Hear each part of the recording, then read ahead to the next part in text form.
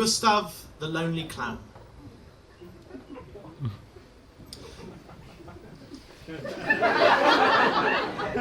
It's not actually that kind of vibe this time. It's a serious short story, thank you very much. Well, I hope you enjoy it. Gustav the Lonely Clown. Gustav knelt by the pond and stared at the reflection of the clown looking back at him.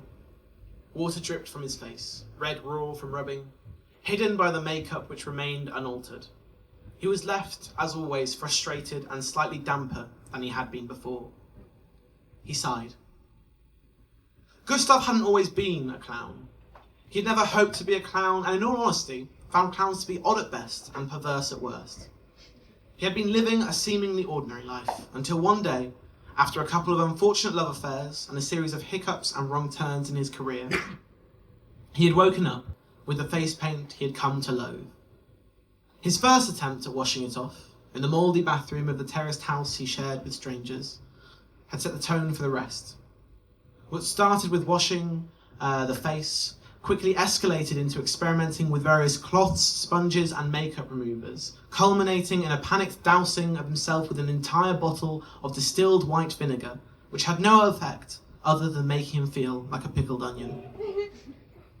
Work were characteristically unsupportive, tutting throughout his explanation, at the end of which he was fired.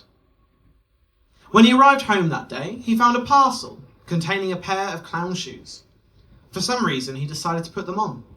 That day, he tripped and fell a total of 17 times. Over the following weeks, more and more parcels arrived, and the clownish apparel spread over the rest of his body until it came to meet the makeup that started it all. The only thing that was missing was a red nose, which he assumed had been lost in the post. After a couple of weeks, he opened his front door to go to the corner shop to buy some crumpets. Waiting for him was a red smart car with its door open. He took a moment to weigh up his options. He was unemployed, behind on rent, and any remnants of a love life he once had quickly dried up. He realised he had nothing to lose. He got in and sat beside the 12 other clowns who had kindly left him the seat that required the least contortion. They drove to Gustav's new home, the monastery. The monastery was an odd place. A sprawling collection of structures built in deference to a god long forgotten, now teeming with the chosen clowns. An order that saw its members engage in completely nonsensical actions, which somehow led to the production of a delicious honey that was very popular at farmers' markets. When Gustav arrived, they bestowed upon him his red nose and chose his new name.